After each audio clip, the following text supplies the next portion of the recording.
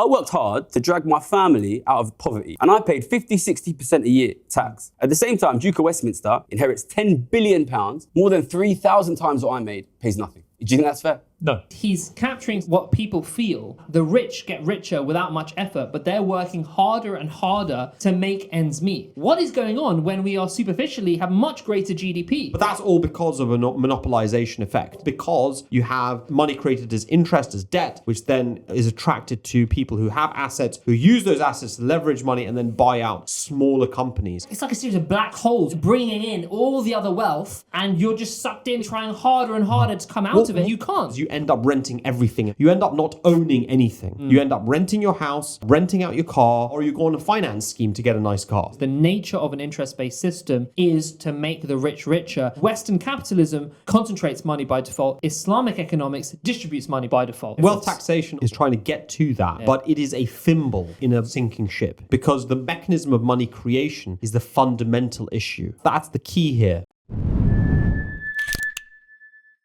Gary Stevenson has recently gone viral with a brilliant clip on Piers Morgan where he says that we need to be taxing the rich much more. In this video, we're going to show you A, that he's right, but B, what he's missing and why the real solution lies with Islam. Brother Tarek, why don't you talk us through and show us this recent clip? Yeah, so here's the clip. I'm just going to play it right now. I want your viewers to ask themselves, do I feel the richest I've ever been?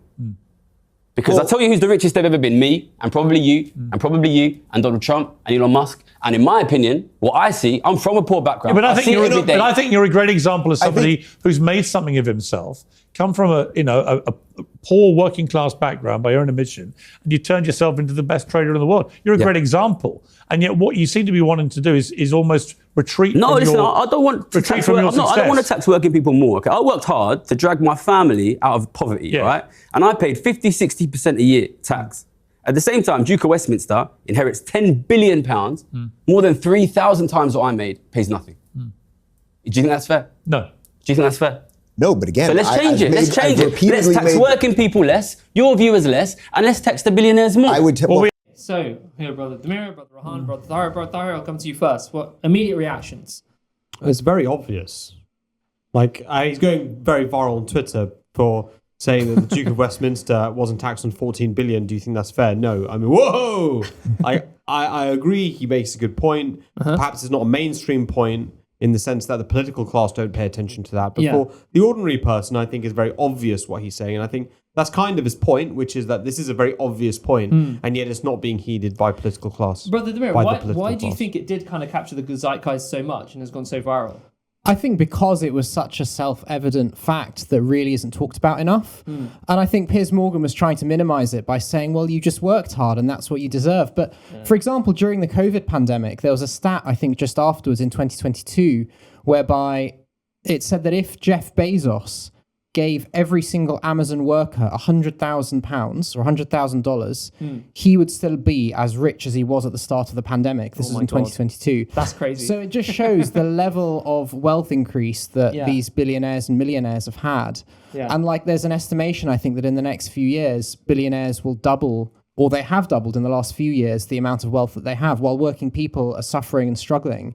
And I think that's why this clip resonated, because it was a fact that really we all know, but really isn't articulated much within media and within this public sphere. So the fact that it was countercultural is why it's viral, because it shouldn't be countercultural. It's just it's something we will experience. Brother Rahan, anything you want to say about that? I think the problem that Gary has is that this is being done purposefully, and that there isn't. You mentioned about hard work. So you said it's obvious, but clearly Piers Morgan's missing that. What's being discussed. That's true. It's true. So he's either ignoring it or he's just going over the top of his head.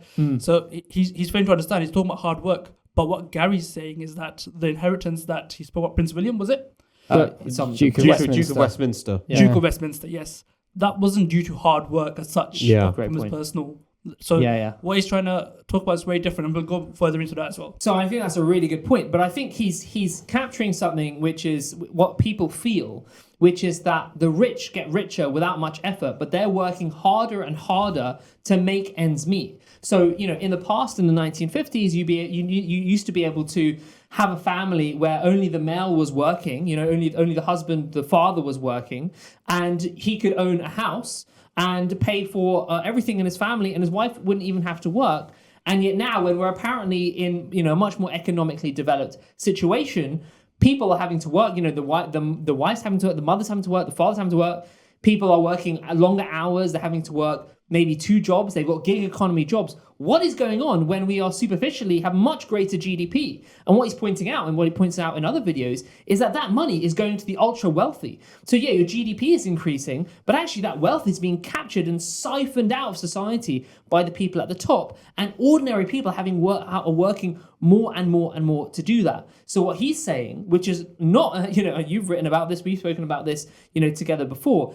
This isn't a new idea. We need to tax the people who are making that money almost automatically. Like you see on, like passive income scams, basically. All these people on Instagram who are apparently so rich, they just want to tell everyone how to make passive income. That's what I would do if I was super rich. I'd spend time making Instagram courses. So they say, come and make this passive income. In reality, it's actually almost impossible unless you're a bank. Yeah. Or unless you're an investor in a bank, or unless you have massive assets like houses and inherited wealth, where you can just put your money in the bank and it earns interest upon interest. And if you're earning 2, 3, 4, 5% and you've already got 5-10 million, you're becoming a millionaire every single year further, right? So that's the real passive income scam. Whereas ordinary people, what are ordinary people having to do? You're having to buy a mortgage on a house that is way pricier than it was for your parents. And the interest levels are higher, and what you earn is less than what your parents earned. Well, the interest levels aren't higher, but the asset value is. Yeah, I mean, they've increased in the last few years. Yes, right? Yeah. But the actual base asset is much more expensive. Is much more expensive, and your incomes are in some respects the same or nowhere near as much as have increased compared to because how much the house cost of everything else has gone up. Water's gone up, water bills gone up, your council tax has gone up, your food prices have gone up. Yeah. So in practice, the amount of money you actually have to do things with is tiny. Yeah, which is the great contradiction. Yeah. There was a stat I read it was actually on the Rational Religion website by one of the writers, Danyal Arif. Okay. No, not me. And the stat was talking about some kind of interest and the exponential growth. That if someone had invested 1 penny at the time of Jesus, then by 1990, this was at 4% interest. They'd invested it. By 1990, they would have the equivalent of 8,000 gold coins, and each coin is the size of the earth. Oh my God. So that's how much wealth you can accumulate through compound interest. And that's, I guess, what the super rich do. So that's where all the money's gone, kind of siphoned up in that way. That's from Danyal Arif, our economics expert on rationalism.co.uk. Should have a series of videos coming out soon. Brother Rahan, anything you want to add on that? I think this is what Gary actually highlights. Another clip I've seen, I don't know if it was mentioned here, where he gives the example of his own parents. How his father was a working class man who worked in the post office. And most of his life he was earning below average in wage. But still he was able to afford buying a house. And now he has a property and he's stable in the time of retirement. But it's not possible anymore. No, it's not. Yeah. I mean, let's talk about his solution firstly, which is the wealth tax. Break that down in simple terms. And I want you to link it to how it's not a new idea. Why don't you do that? So wealth tax is basically a tax on what people do with their money. So an income tax is we tax you before you even get the money. Right? It's PAYE typically. And so before you get to spend it, you get taxed on it. So the government typically prefers income taxation because it's actually very easy to administer. Yeah. They don't do income taxation because they think it's the best form of tax. It's actually an extremely regressive tax because think about it, people who live on their incomes, they're the ones who are being taxed. A wealth tax is taxing people on what they do after they have spent their wealth on specific classes of assets. And when they see a rise in that, right? When they see a rise in that value of that, they pay one of the forms of wealth tax we have is capital gains tax. Right. Now, the issue with that at the moment is, which is very regressive, is we have income tax brackets, right? You earn 20,000, 40,000, 50,000, 100,000. You pay income tax at different levels. Yeah. But with capital gains tax, you have a flat rate at the moment. Yeah, 20%, I think, or 18%, or something like that. Yeah. Right. So that's very regressive. And this is one of the suggestions that people like Richard Murphy make, which is why not just make capital gains tax at the same income, at the same brackets of taxation as income taxation. Yeah. Right. So that's basically what wealth taxation is. It's taxing people on what they do with their wealth and the rise that they may see in the value of their capital assets. So that would be things like fancy cars, stocks and shares, gold coins, assets. Okay. Now, what are the roots of this idea? The roots of this idea are Briefly, they're multifaceted, and I don't think it's not possible to say this one person came up with the idea of taxing wealth. Because there's probably a very long history and pedigree of it. One of the most prominent examples of wealth taxation in world history, and probably the most widely used example of wealth taxation in history, was in Islam. Okay, so zakah, which is the wealth taxation, means that you give a 1/40th of your wealth, which has been accumulated for more than 1 year and not spent. and is above a certain threshold. And is above a that you need to certain live. threshold called the nisab. And that threshold is determined by what was what you were able to live on, basically, for that year. And so if you accumulate money more than that threshold and you hold it for more than a year unused, then that would be taxed at a rate of 1/40th. That's 2.5%. So by today's standards, who wouldn't like to be taxed at 2.5%? On what is surplus to your requirements. On what is surplus to your requirements, and if you use that surplus to requirements and invest it in society, then it's not taxed, right? Absolutely. I mean, if you invest it, then you're not taxed at all. It's a beautiful...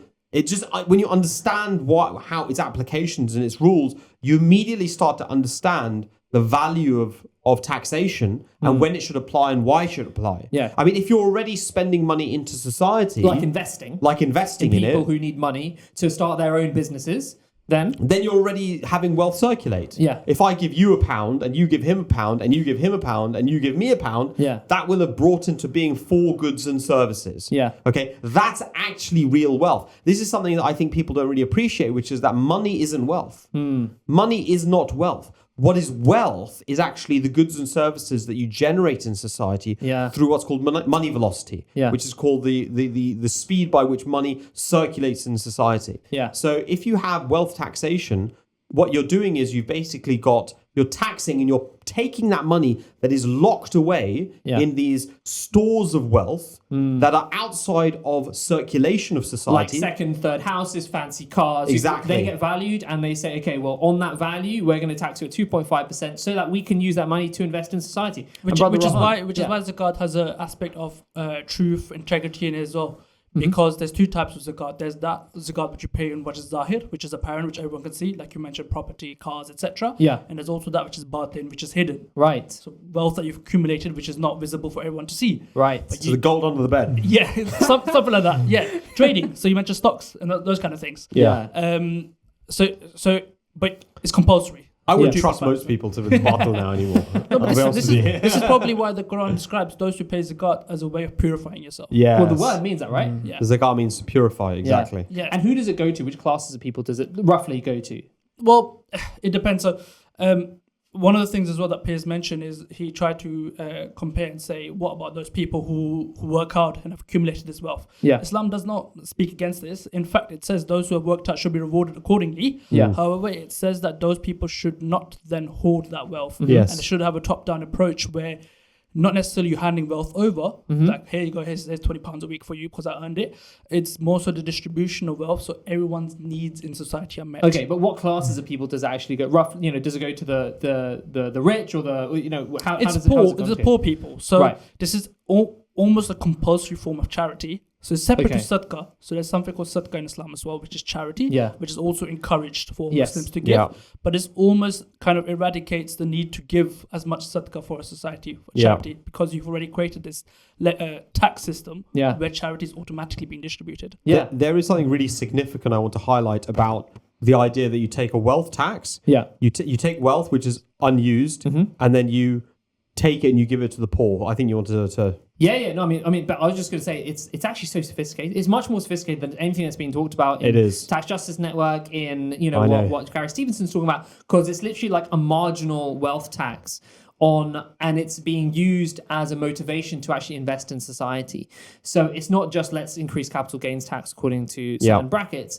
It's about, well, what is unused for a certain period, and then taxing that and taking that and then putting that to the poorer classes of society. Brother Demir, it seems like it's sort of the opposite of interest, because while interest distributes wealth from the poor to the rich, zakat distributes it from the rich to the poor. And I guess while we have this debt-based interest system, we can never really properly redistribute wealth at all because it will always just go to the rich. And I guess like £1, as you were saying, £1, that's hoarded away is just used once. It's just £1, whereas £1 that circulates across society, affecting and impacting and benefiting many people. £1 million. £1 million, exactly. So it's the whole distributed to that vendor, etc. It's the whole society, the whole country that benefits from this kind of redistribution, and it's a mild redistribution. It's not sort of a huge tax. The point is actually the Islamic tax it doesn't want to actually be applied. It wants people to keep spending. Like the Prophet Muhammad, peace be upon him,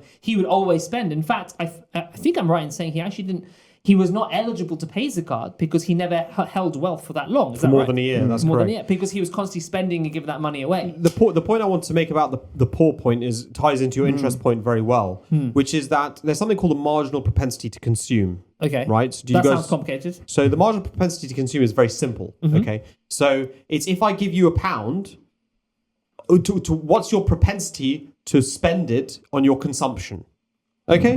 It's very simple. If you're really rich and I give you £1, what are you going to do with it? You're going to put it in the bank. Yeah. Right? You're going to put it in an asset class. You're not going to spend it on your needs. In other words, it's not going to circulate in society. Yeah. If I give it to somebody who's living hand to mouth, I give it within a few days, that £1 is going to leave their pocket and it's going to go and buy bread. It's gone to the person who sells bread. Okay? So the marginal propensity to consume in the poor is much higher than in the rich. Yeah. Okay. And the consequence of that is that the people who actually circulate money within society to create the wealth, the real wealth, which is the goods and services of society, are the poor and the middle classes. Yeah. Okay. So if with interest you have a funneling of money from the poor to the rich, and this is what Gary Stevenson does talk about. In his video, I watched a video of him talking about mortgages recently that he released a few days ago. He talks about how mortgages are a means of wealth transfer, and he's absolutely correct about how if you have a debt, you're paying a big mortgage debt, you're paying interest on that, it goes to the bank, and the bank takes that interest, takes a certain portion of it as profits, operating costs, but then another portion of it goes to people who are the depositors. Right. So the depositors get the interest payments that are given by the debtors.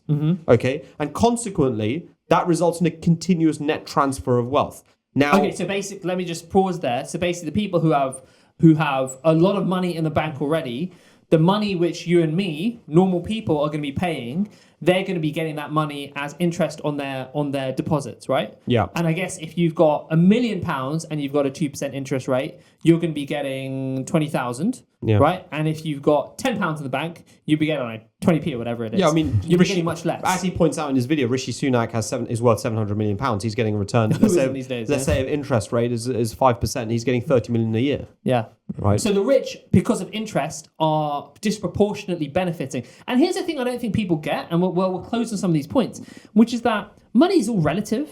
Like, it's all about your money level compared to someone else. So if someone else is getting £30,000 of interest and you're getting £300 of interest, actually in absolute numbers, theirs is increasing much more. And your percentage of the overall pie of money is reducing. And what interest does is it's saying, okay, if I give you £100, then over time is creating money. You owe me money over the next year where you have to pay me £100 back, but also the 5% interest. So that money, that demand for £5 has come out of nowhere. And if it's 100 million, it's, whatever it is backwards. So if I just finish on that, it's basically saying that time is creating money. So money is actually being created out of nowhere. Yeah. Right? And who's the main beneficiary of that? Well, by definition, because interest is given to those who are rich, it is them. But there's a more... But also, they're the ones giving the loans, right? They're the ones... Well, they aren't. I mean, the banks are. The banks create money as deposits. So they're not giving loans. That's not how it works. But they're the rich class that I meant. Yes, but I think there's a more pernicious effect, which is if you have a creation of money as debt, bearing interest, then by definition, a debt is leveraged against assets. Okay, what does that mean? So that means that, look, if you go to a bank and you're poor and you say, can you give me £100,000? They'll say, well, what assets do you have? Yeah. Okay, you've got no assets against it. We're not going to give you £100,000. If you go to them and say, I've got £1 million house, so can I take £100,000 loan against my house, I'll be like, 100,000 only? Please have 500,000. You've got £1 million house. They can secure the loan against your asset. Yeah. This is how Donald Trump got rich. Yeah. He had assets which he inherited from his father, which he leveraged. It's called leveraging to accumulate debt. Right? Elon Musk as well. Elon Musk did for something very similar as well. So, when you have assets, you can leverage it because we're living in a debt-based, interest-based society. So that means if you've already got money, you can use your money to get loans to buy more stuff, which is why Elon Musk went from being the son of a diamond merchant in South Africa to creating PayPal and was then able to start buying more things. SpaceX, Tesla was able to secure loans to get Twitter. I don't think it was as easy as it sounds in your conversation, in your sentences. I think it's just easy. No, but fundamentally, if you look at the big picture, like that, he was able to. I mean, I'm not doubting his skills as a product manager and his vision. I'm just saying that in terms of financial ability, he was able to leverage one thing to the next in order to buy, for instance, Twitter, which become X, and then to suddenly create XAI and have some of the biggest compute centers in AI. Yeah, I mean, but that's a function of the way money is created. If money is created as debt, then it will naturally seek out assets. That's what I'm saying. It's gravity. It's gravity. The bigger you are, the more mass you have, the more money you attract. So this is why I kind of feel like Gary is absolutely correct on a wealth tax, but actually he's got a boat. If I may give this analogy, right? He's got a boat. And the boat has a big gaping hole in the bottom, okay? And the pressure of the ocean, all that water, is filling up the boat. Yeah. And he's bailing the boat out with a small bucket. Right. Right. That's what's happening. That's what a wealth tax is. Because what you're doing is, it's a great start. I don't want to knock it at all. Yeah. We've talked about it on our channel at length. Yeah. Okay. So I don't want to knock it at all. It would be a wonderful thing if the Labour government came out and said we're going to do a proper wealth tax. We're going to increase capital gains tax to be in line with it. Reduce income tax. And reduce income tax. I would be all for it. Yeah. Right, 100%. But if you have a system where money is created as debt, right, and then it is also, you have an interest-based system, so you have a continuous wealth transfer from the poor to the rich. And then what happens is, as wealth accumulates with the rich, they then take that asset and then they rent it to the poor. Okay. They say, we're not going to give it to you, we're not going to sell it to you, we're going to retain the asset, and we're going to turn the asset into a means of rental incomes. And that's what happens with the main asset in the UK that happens with is housing. Yeah. People get houses, then they buy a second house, third house, 5 houses, and they rent them out. Yeah. Okay, so they've turned their wealth from an investment into a means of income stream. Yeah. And so because this is happening in a continuous process, you're getting continuous wealth transference of assets to richer classes.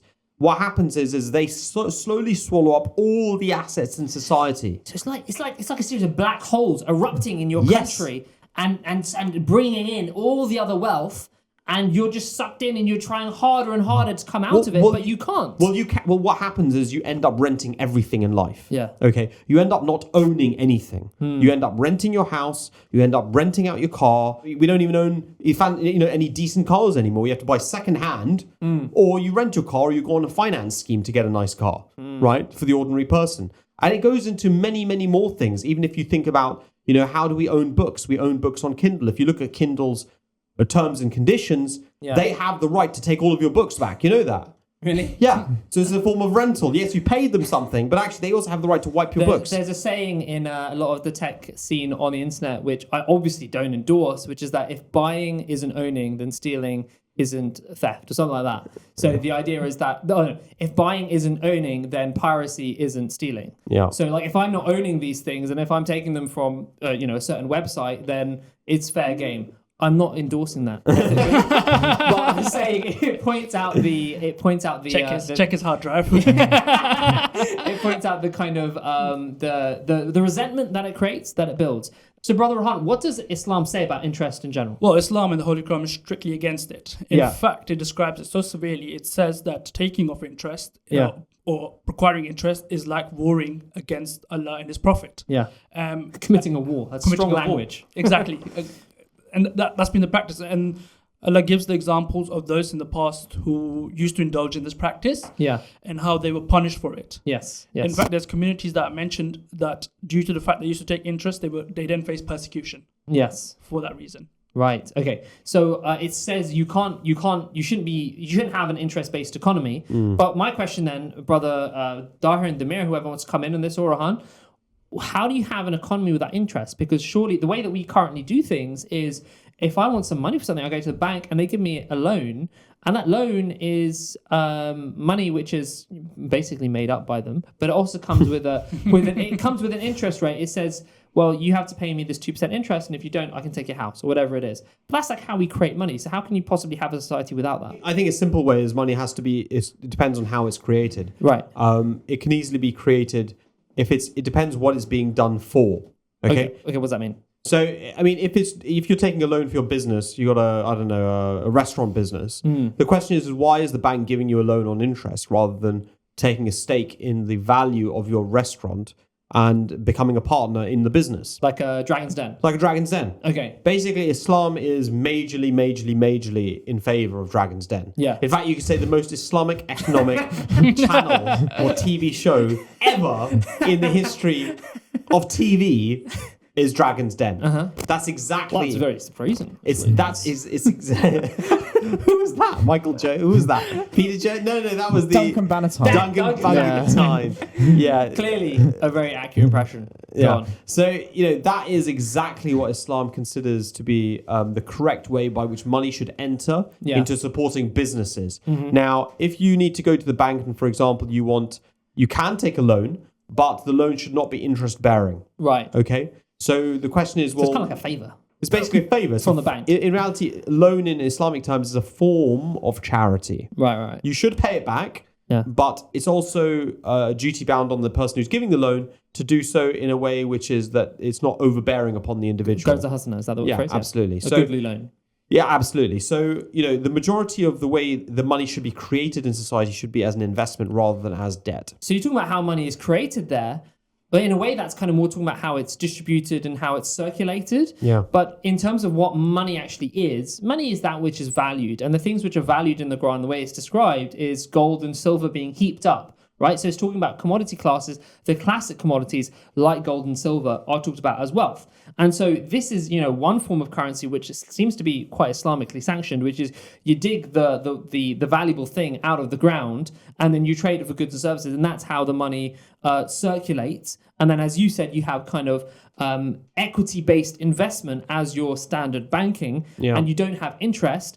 And if people are still through their brilliance able to still get rich in that system, then if they heap up too much money that they can't really use it and they're not investing it, it says we're going to take some of that wealth at 2.5%, the marginal wealth tax, and redistribute it in society to the poor. So that's kind of roughly an overview of Islamic economics. Is that correct? Yeah, some caveats. 2.5% is the historical standard, but there's nothing in Islam that prevents having a progressive wealth taxation gradations. Yeah. Nothing at all. You could very reasonably have a 2.5 to 5% over 10 million to, over 50 million. There'll be a 10% or 15%. Yeah. Right. And it also says for like nationalization, like I think it's a 1/5 stake in mining. Yes. Should go to the government. Government has a stake in mining, and it also has a lot of guidance on competitive trades and these kinds of things. And fair market policies and stuff. Yeah, and not counterfeiting. Yeah. There's something a point I want to make about riba, which is the general term, which is the Arabic term, which we translate as interest. Yeah. Actually, it's an inaccurate translation in some respect. Riba does not simply mean interest. Yeah. Riba has a much broader connotation. It means any economic activity in which profit is guaranteed.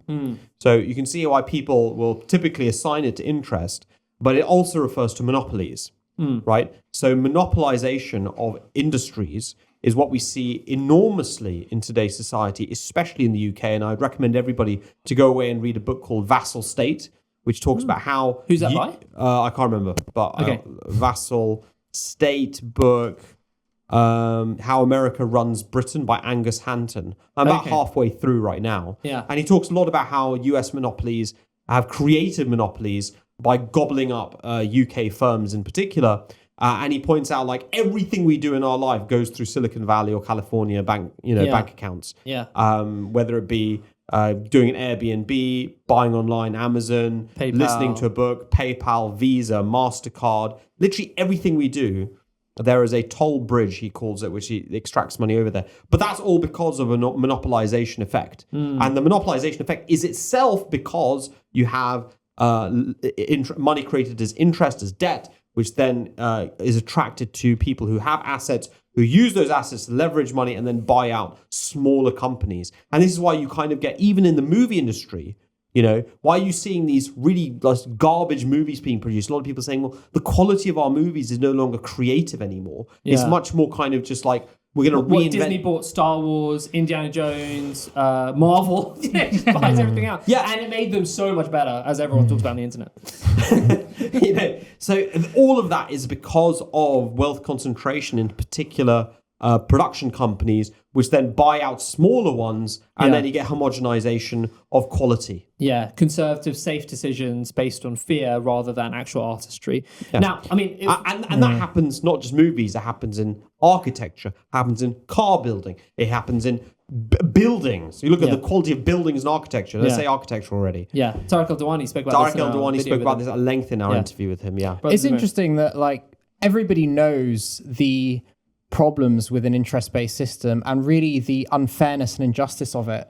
And yet people don't really kind of speak about it in the media in the sense of thinking about solutions or how we can kind of abolish it. We all talk about our student debts, for example. I went to uni in the first year where there was a £9,000 per year, tuition fees. And even now, several years later, I owe more money than I did when I'd started. Yeah. It's just, we all know that and we can all complain about it, but it's the kind of BBC glass prison. It's like the BBC documentary called Hypernormalization by Adam Curtis, where he talks about, have you watched that? No. Where he talks about Soviet Russia. And we only read books. Oh, you only read, I only watch things. I don't read books. I try. Play chess online. He was. I saw Demir flinch when you're criticizing Disney. Yeah. No, he was talking about Soviet Russia, and he was talking about the problems during its fall, around that time, kind of in the late 1980s, and the fact that people were queuing up for miles for food. There was such widespread poverty, but there was this resignation that this is the system, this is the way we live. There's nothing better than this. And I feel like this is the same with our economic system today.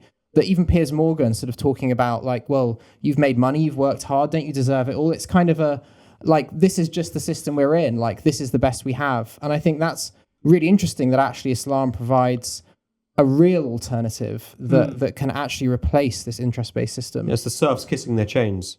Yeah. And that's exactly the point we're trying to make, that Gary's missing as well. I think so. I do like listening to him, but because he seems very sincere. But he seems very agitated. So I think he's almost part of a club which he never wanted to be part of in a way. I think sure, theoretically he wanted to be rich, but then he realized, God, am I part of the elite? I need to do something to make sure no one associates me with these horrible people. It's like he feels this discomfort that people need to understand what's actually going on. And it's so, what you just mentioned there, Piers Morgan seems to be treating him like an apostate. Yeah. How dare you're a heretic. You're part of us. Why are you questioning it? Why are you speaking out against it? And he was able to answer him very passionately, which is why he got so much credit. And it's quite like a rare thing for someone like him to speak out against these kind of things. And it makes me think of a saying by the Prophet Muhammad, peace be upon him, where he said something along the lines of, if a man had a valley full of gold, then he would desire another valley full of gold. And I think that's the mentality of these ultra-rich people today. He said, nothing can fill the stomach of a man except the dirt of the earth. In other words, when he dies, then the dirt of the earth will fill his mouth. There's nothing in life could. Yeah, so I think it's quite admirable that actually this individual he's coming up, Gary Stevenson, and he's speaking out against the system, even though he benefits so significantly from it. But the current system that we're in, like we said, it is a series of black holes that are merging, that are sucking everyone in, because the nature of an interest-based system is to make the rich richer, and you have to constantly fight against that current. But it's never going to happen realistically, because the rich are going to get richer, they're going to buy out politicians, and they're going to control the rules, which is what's happened.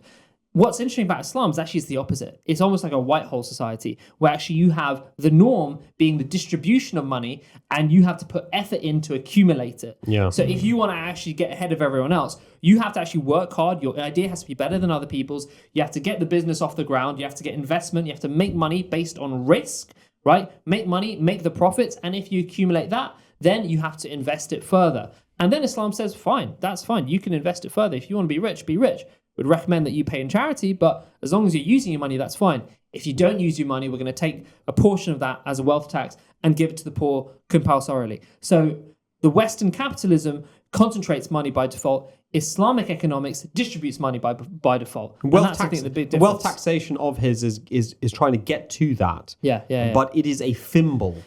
Yeah. Right, in a sinking ship. Yeah. It's tossing out water with a thimble. Yeah. Okay. Because the mechanism of money creation is the fundamental issue. Yeah. That's the key here. Yeah. Right. Okay. Anything else anybody wants to say on this?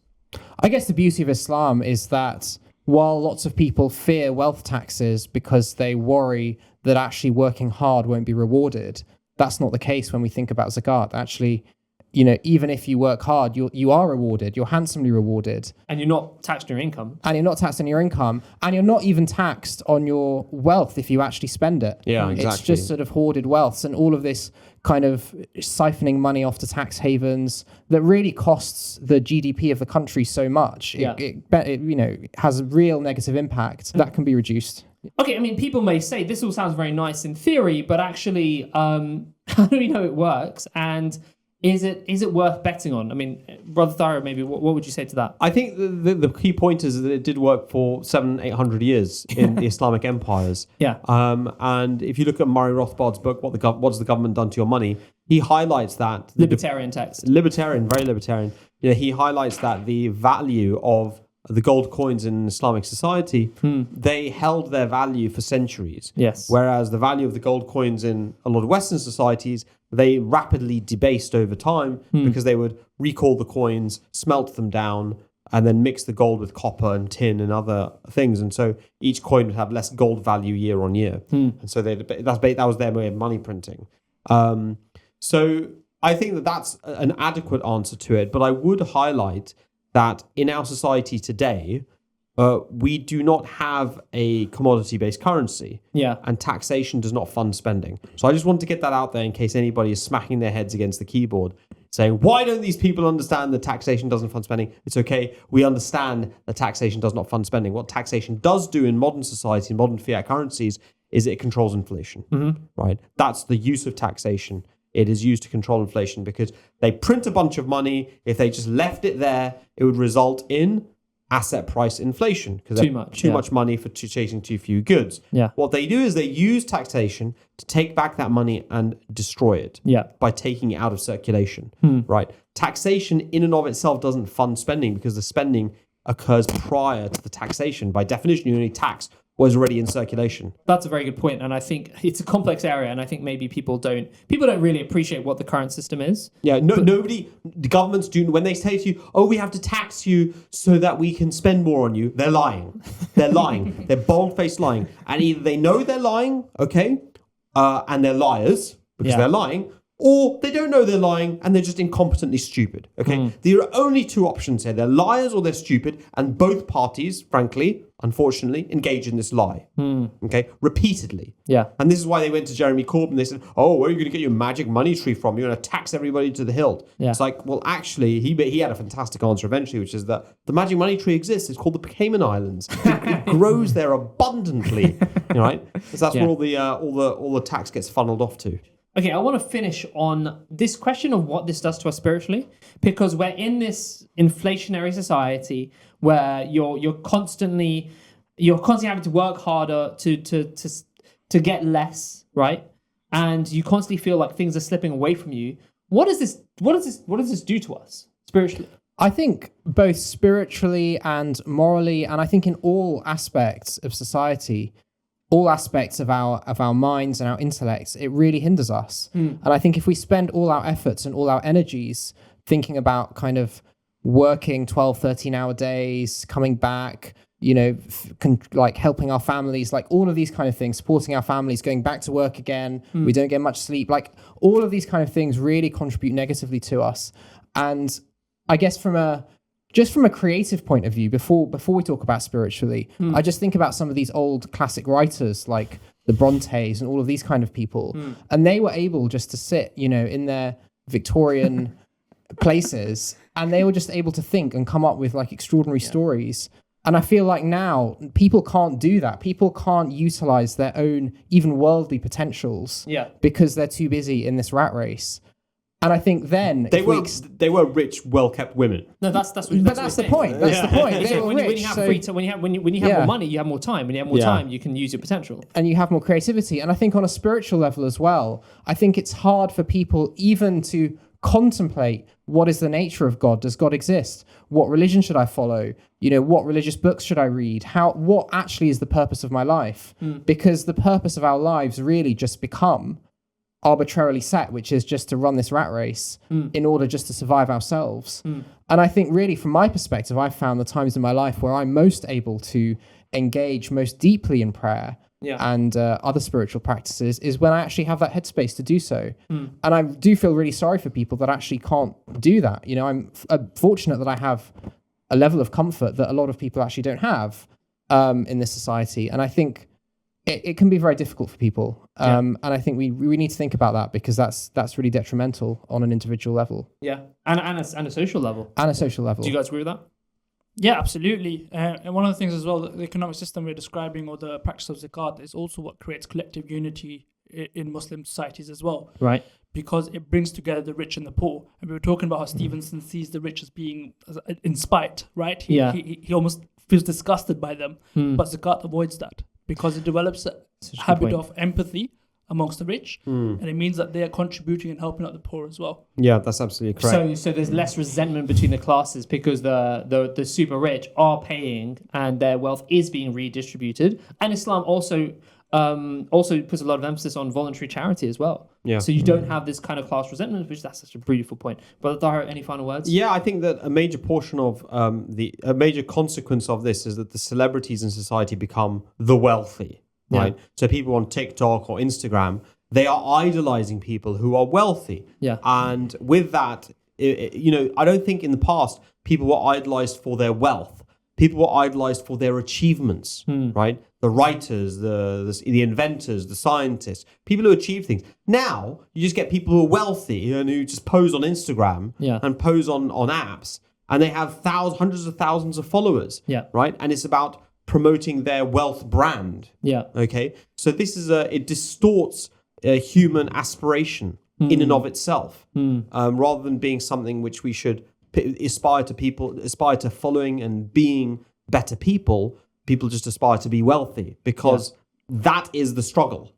I guess, in a rat race, all we're thinking about is how can I gain enough money to be able to feed my families? And then all we're dreaming about is actually I need more and more money. Yeah. And then we stop thinking about the real meaningful aspects of our life because we're forced into this system. Yeah, no, I agree. Okay, well, thank you very much, brothers. This is, I think Gary's highlighted something very important. He's caught the zeitgeist, but we would, invite Gary to our podcast. Oh, we'd love to have him on an interview. We should probably invite him formally rather than at the end of an hour-long video. But I think he's done a great service in highlighting these issues. So for you at home, please continue to watch our videos, comment, like, and subscribe. Check out our interview with Tarek El-Diwany. Check out the Rational Religion website. We've got an economics tab on the side, mainly written or probably entirely written by Ahmed Danyal Arif, our economics liaison and expert. And until next time, peace be upon you, and peace be upon you to everyone here in the studio.